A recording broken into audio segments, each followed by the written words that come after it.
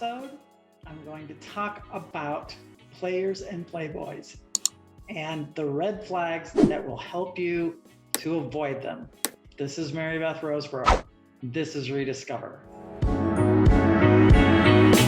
Beth Rosebrough. So today, I'm going to talk about players and playboys. What's the difference? Why they should be avoided, and how do you know you're dating one?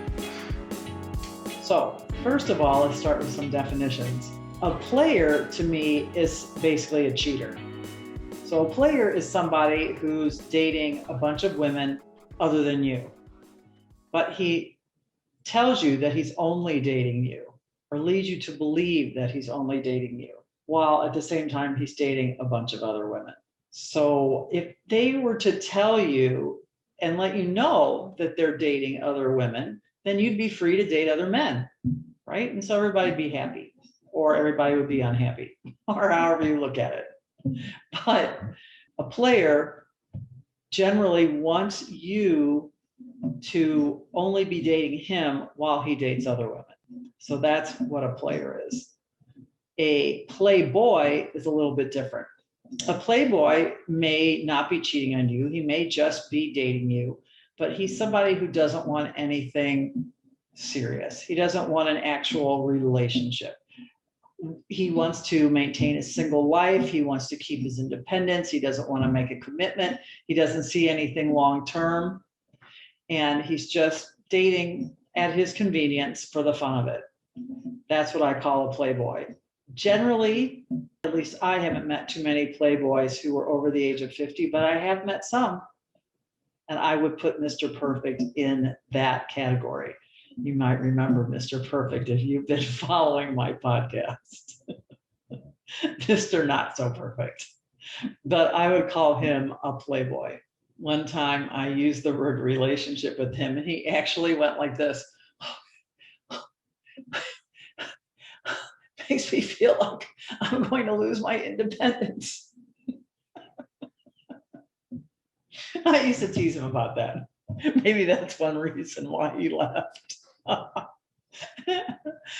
Better to find out now than later, right? So anyway, it was pretty funny. Let's call this, we can call this episode "The Dog Ate My Homework," because of the creative excuses that players make. Okay, so one way you know that you're dating somebody who's either a playboy or a player, kind of remains to be seen. You kind of have to feel that one out for yourself. But one of the things is that you'll notice is that they're always busy. They're busy, busy, busy. You'll be wondering why they haven't called you, why you haven't heard from them, why they said they would call on Monday and you didn't hear from them until Friday. They're always busy, busy, busy, busy. Now, I'm going to use a bad word, but I'm quoting a meme from Instagram. And the meme goes like this: another word for busy is asshole. And I kind of think that's true. There's nobody that is too busy to take the 15 seconds it takes to text somebody, "Hi, how are you doing? Thinking about you. I'm at work, but I'll text you later," or whatever. There is nobody in this entire world that is too busy to do that. No one. Because, well, it's just not. So if they're too busy, if they're giving you that too busy excuse, just take it for what it is. They're too busy for you. They're not too busy. So, that is one red flag that you're dating at least a playboy, if not a player. Player might be too busy because he's busy dating other women. Yeah, I've had that experience more than 5 times, more than 10 times. Another thing is that they'll say they're busy, but for instance, one thing I would tell Mr. Perfect is, you're not playing. He was a tennis player. You're not playing tennis or teaching tennis from 6 a.m. until midnight every day. So the fact that you're too busy to text, too busy to call, too busy to go out on a date is baloney. And even he had to admit that, yeah, that was true. So nobody is that busy. If they tell you something like, well, I won't be free for another 2 weeks, red flag. If they really wanted to get to know you, they would make time. I dated one time somebody who was coming, he lived south of here, but he was coming through to the north to go to he had meetings north of me. And so on his way back, he's like, yeah, this would be perfect. We could go out to dinner. And I really liked him. He was a businessman and came to dinner, actually took me to dinner at a really nice restaurant in a suit. Shocking. That rarely happens. So I was really hopeful about that. But guess what? He got too busy. He couldn't get together on the weekend because he was entertaining people for the Super Bowl or something. This was like 2 years ago or whatever, 2 Super Bowls ago. And then he was going out of town. And anyway, I gave up, and I think I finally texted him and was like, really? It's been weeks. And he said, well, I've been busy.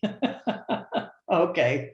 I think more it's like I have a girlfriend or I'm married or something is more like it. But anyway, so that brings me to the second red flag for a player or a playboy, and that is that they are always going out of town. I have found this to be true almost 100% of the time. When you start dating them, the next thing you hear is, well, I'm not going to be able to see you this weekend or for a week because I'm going out of town. They always are going out of town. Now, you know a lot of people. I know a lot of people. How many people do you know that magically are always going out of town? It just doesn't work that way in life. Nobody can go out of town that much. We all have other responsibilities. You have to ask yourself, what are they actually doing? Going out of town? Somebody one time told me, he was such a player. He told me that he was going out of town, so I couldn't see him. And then he kept his name in my queue. And so I looked to see where out of town actually was.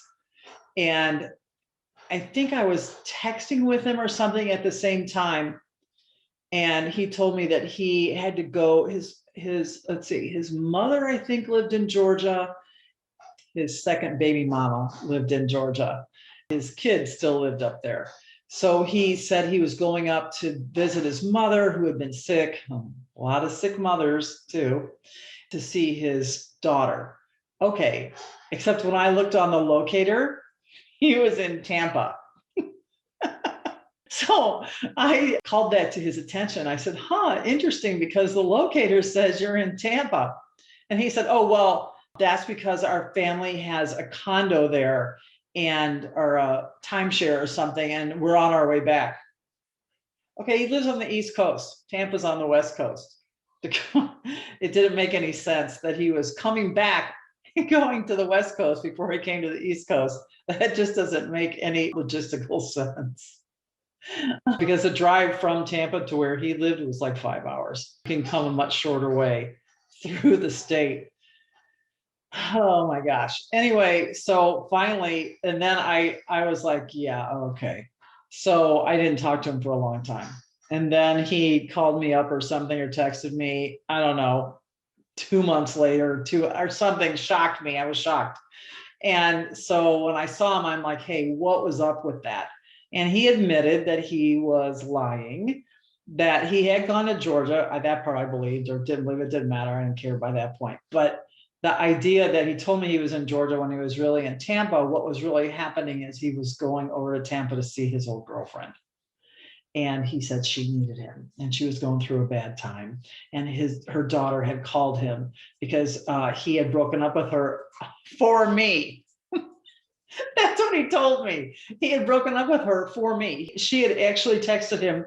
He was one of the people that I went with on a walk through that populated area in the park that I mentioned in my last podcast, or the one before that, or whichever one it was, when we were talking about online dating. And she evidently had texted him while we were on that walk, and he had told her, look, I found somebody new.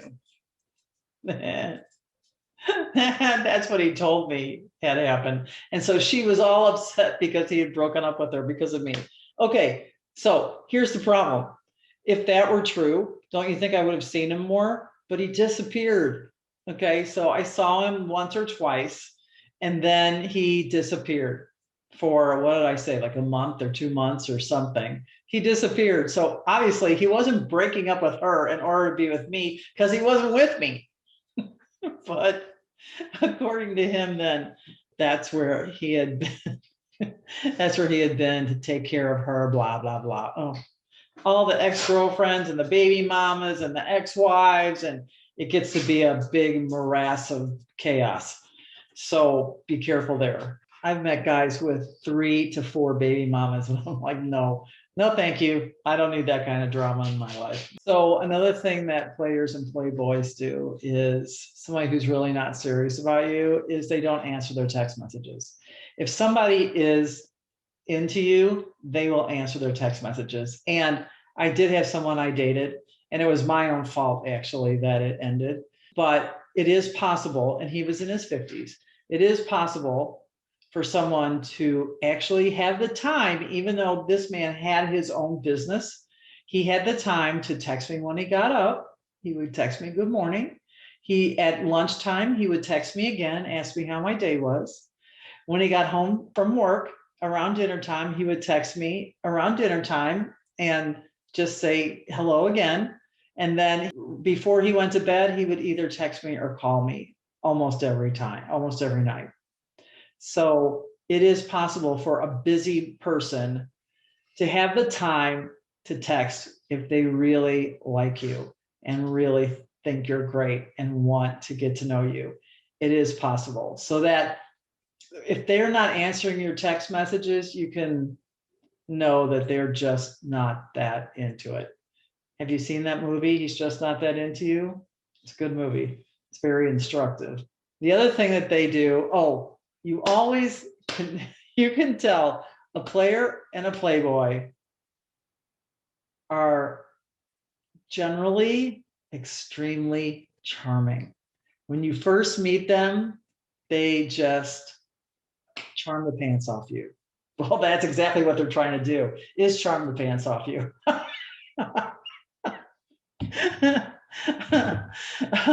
They are so charming and so interesting and so attentive and just so, I don't know, just the way they act and the way they talk, and they have got that whole shtick down.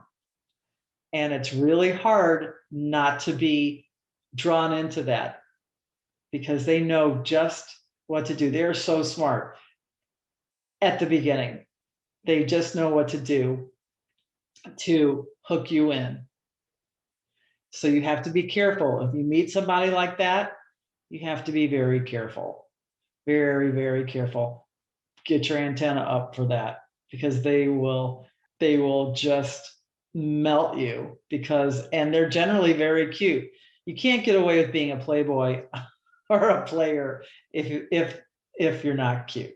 Okay. These guys are handsome. They know it. They dress well.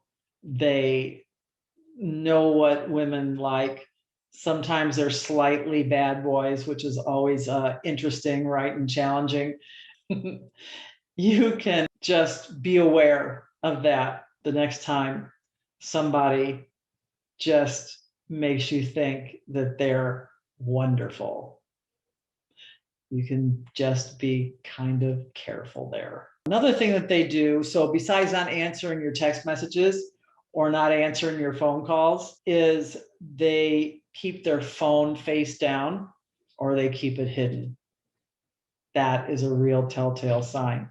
So be careful, because if you decide to play them back, which is what I ended up doing, because I thought, well, if you're going to play me, I'm going to play you back harder. So that's what I did.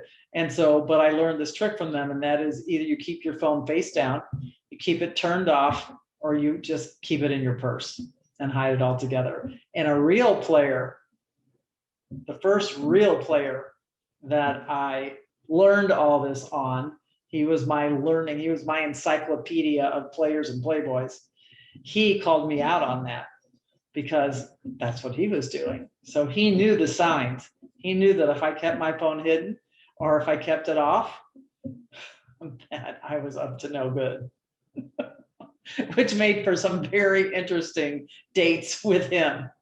If you can call them dates, it was mostly just hanging out at his house. Also, one thing, of course, is if you find out they're still on the dating app, okay, you can talk about that. Have you gotten off of that?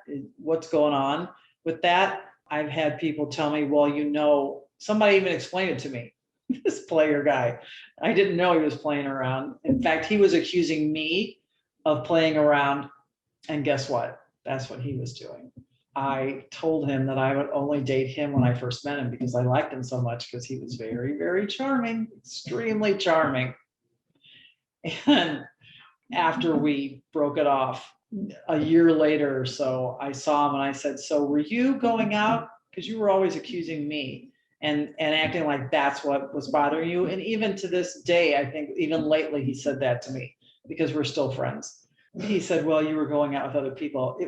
He was the one that was going out with other people. He admitted to me when I saw him a year later that he was taking other women out while we were dating. And I guess my face must have registered, shock. He said, well, just for drinks, just for drinks. But the point is that he was accusing me and telling me lately that's one reason why we stopped dating. When at the time he told me he had to break it off, even though we kept talking for a while, because his mother was sick and he needed to take care of her. And that actually was true. She was actually die. And she did die a few months later. And he needed to like focus and take care of her. That's because he worked a lot. And then, I know that part was true. And then he would go home and take care of her. So that part was true, but I'm not really sure how I was dating other people part. Maybe that just made it easier for him. I'm not really sure how all that worked. I think what he meant was that when it was over with his mother, that he didn't call me back or anything because he felt like he couldn't trust me because he had been cheated on and had his heart broken. He didn't want to repeat that experience. He also told me that he didn't want to date me because I wanted a relationship and he didn't.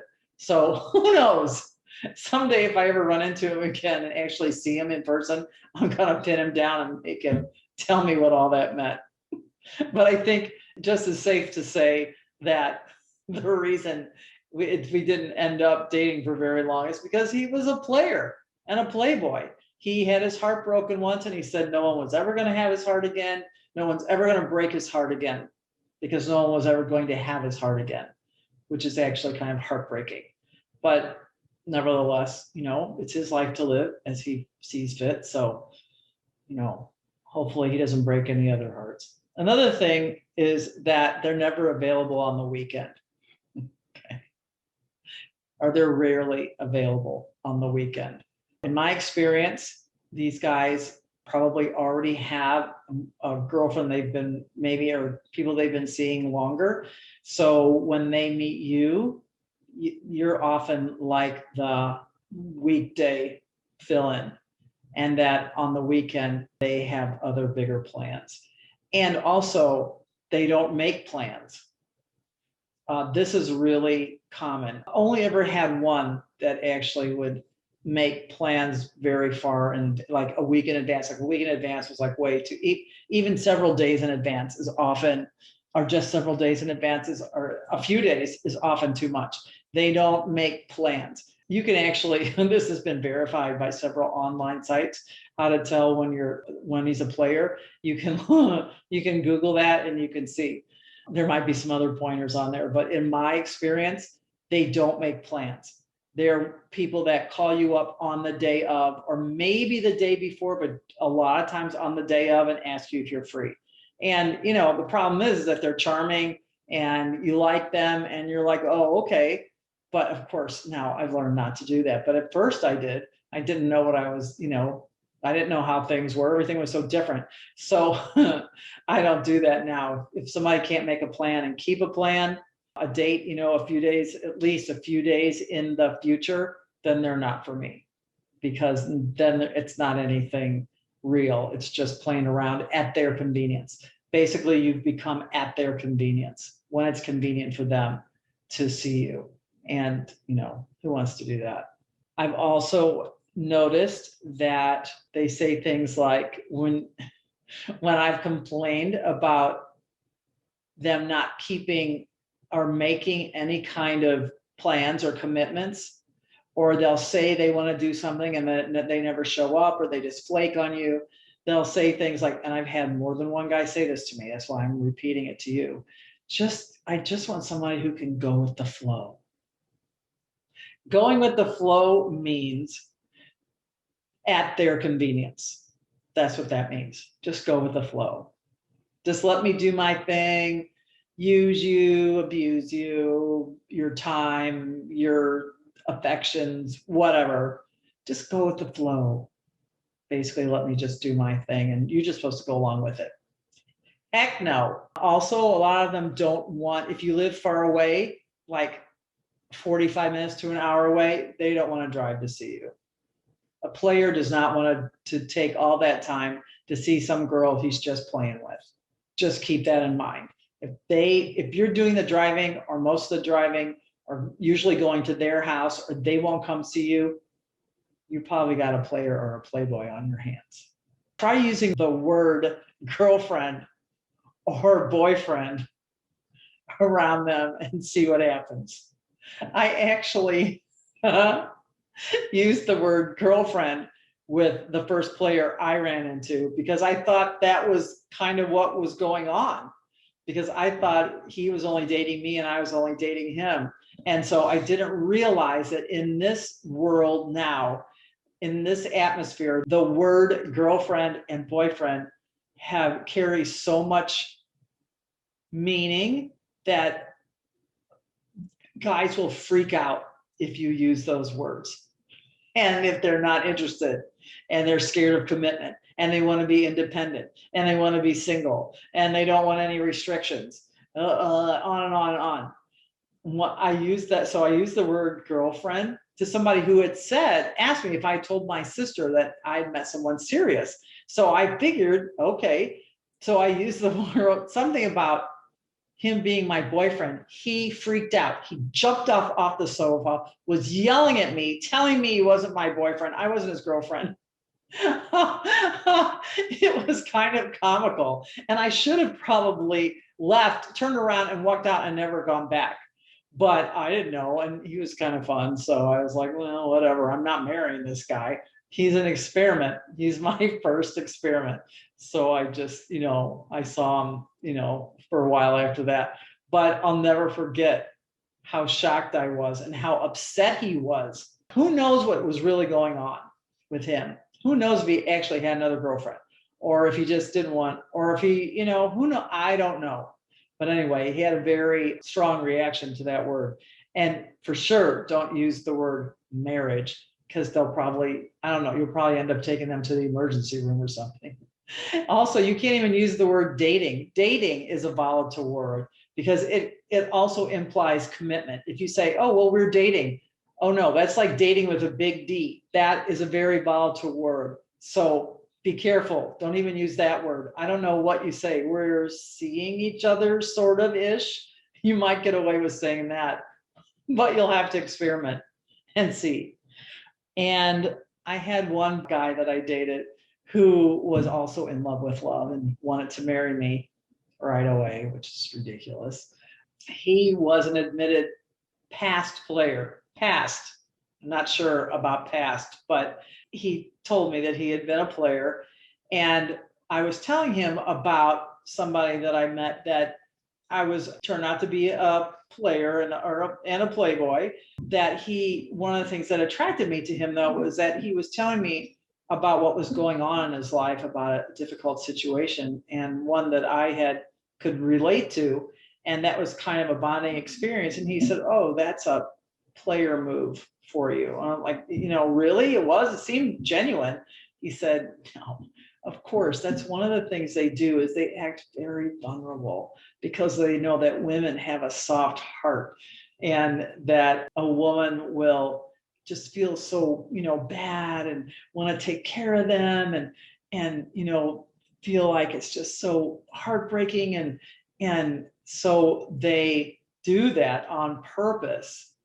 And he said he would actually make himself cry in order to get the girl. I can't remember. I think he told me about, I think his mother had passed. And so he would think about his mother, and that would bring tears to his eyes. And that's what he would do in order to get the girl to play, so he could play around with her until he was done playing around with her. So be careful if early on they give you a big sob story, because it's probably a tactic. It might even be true. Their sob story might be true, but why are they telling you so early on? It's a tactic, I'm sorry to say. So one of the things when you meet somebody online, then, to get more of a feel for whether they're someone serious or not, you want to be sure to ask them what they do for a living. See if you can pin them down on that. Because if they give you a sketchy response, you know that you're probably dealing with a sketchy person. I also always ask them if they're, because I've had this asked of me, so now I don't feel bad. Ask them if they're really single, like what is their actual status? Because a lot of people are just separated who are online, and I'm not interested in dating anybody who's separated, still legally married. I want to make sure that they're actually single. I ask them if they're divorced, or, have they been in a long-term relationship? Sometimes I'll ask them that. I ask them if they have children, what the situation, do they have baby mamas? What is the situation? Are their relationships good? I've had guys, some of these guys that I've talked to you about have had relationships still in a way with their exes or their baby mamas where they say they still love them. I still love them, but I'm not in love with them. I always say, well, if you still love them, why aren't you just with them then? And they'll make up some kind of flimsy excuses. But I've been asking around about that. And because if somebody tells me they still love their ex-wife, or they still love because she's the mother of their kids, or I'll always love her, whatever, if they say that, I'm out. I've dealt with that in my marriage. I dealt with a situation similar to that. Never again will I ever get into that kind of drama. Somebody told me, actually more than one person has said, that somebody who says they'll always love her, or they love her, but they're not together, but still loves that person. What it means is that the baby mama is giving them a free entry and possibly still sleeping with them when they come around. So I'm glad that I made that determination for myself before I knew that. But it means that there's still kind of an open door policy if they're saying that they still love them, even though they want to be with you because they're not in love with, I'm not in love with her, baby. I just love her because she's the mother of my children. Doesn't that sound good? I mean, you don't want me to hate her, do you? No, but I also don't want you to still be messing around with her either. It's okay to be, my standard is it's okay to be friendly. It's good to be on terms where you can be friendly, but not to be friends. I don't want to be with someone who's still calling their ex and discussing more than the children with them, or telling, whatever, like that's not for me. Some people don't mind that. That's great, but that's not for me because of my past experience. I guess that's about wraps that up for that kind of thing. Another red flag for a Playboy is somebody who's 50, who's never been married and has no children. Since Mr. Perfect, if I run across a guy like that, I do not swipe right, because that's a red flag. If someone has not been able to make that kind of commitment and taken on that kind of responsibility at 50, they're probably never going to. My therapy guy says people don't change at that age unless they're so unhappy that they've decided they want to change. But probably no one's going to decide you're the one who's going to make them turn in their single man card. Now, we do know about, what's the actor, Warren Beatty, who was a dedicated bachelor for all his life and then ended up marrying Annette Bening. But I would say he is the one exception to the rule. So take that as you will. As I said before, it's not always 100% what I say. These things have been generally true in my experience of dating guys. And getting involved with a player or a playboy can be heartbreaking if you become more fond of them than they actually are of you. I did want to tell you about another red flag that I ran across lately for myself. And that was on Facebook dating. There was somebody who, where their name should be, there were a bunch of, I think they were Arabic letters. And then in his profile, he said, my name is such and such. And someone hacked my account. And I can't, you can only change your name on an account every 60 days. So I have to go with that name up there or that writing up there. And because again, someone hacked my account. So, but this is who I am and this is where I live. So I thought, well, this is interesting. It's going to be an interesting thing. I want to see what's up. So I swiped right on him. And sure enough, he matched with me, or maybe he had liked me. And so it was an instant match. So I said to him, can you please friend request me, send me a friend request so that I can see what you mean, because, and see your profile, because that's a pretty wild story. He deleted me. So I think they have become quite good at catfish, at leading people astray and coming up with stories.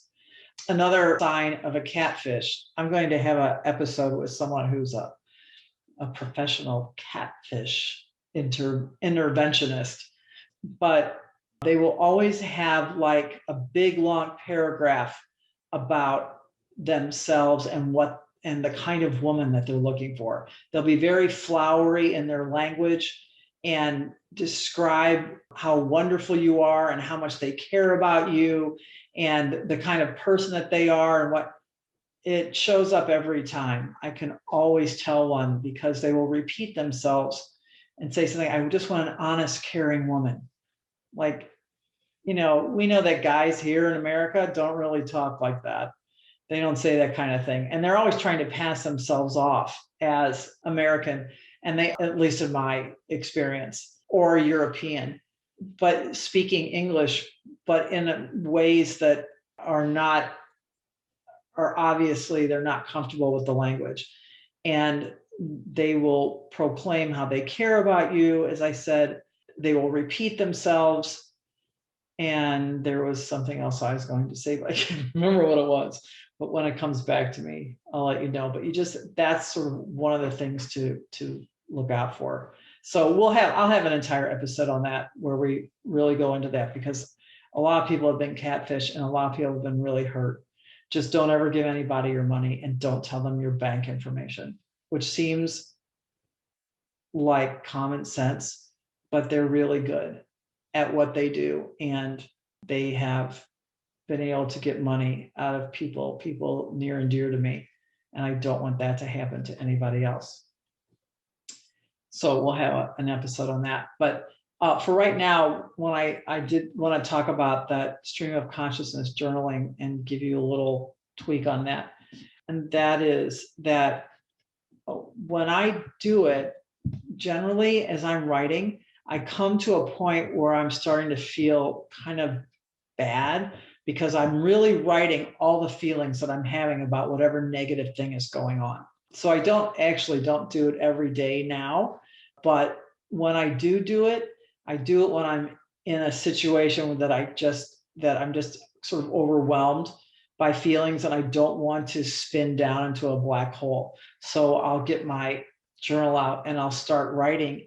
And after I start writing, all my feelings and all that negativity comes out, I start to feel a little bad and a little sad and a little hopeless, because it's so uncomfortable and such whatever it is. But when I get to that point, I know that that's especially when I have to keep writing, because I know it's about to turn around. So if you get to that point, you start to feel bad while you're journaling, don't stop, because now you're at the critical point. And if you keep going, you're going to be able to journal your way out of that bad feeling.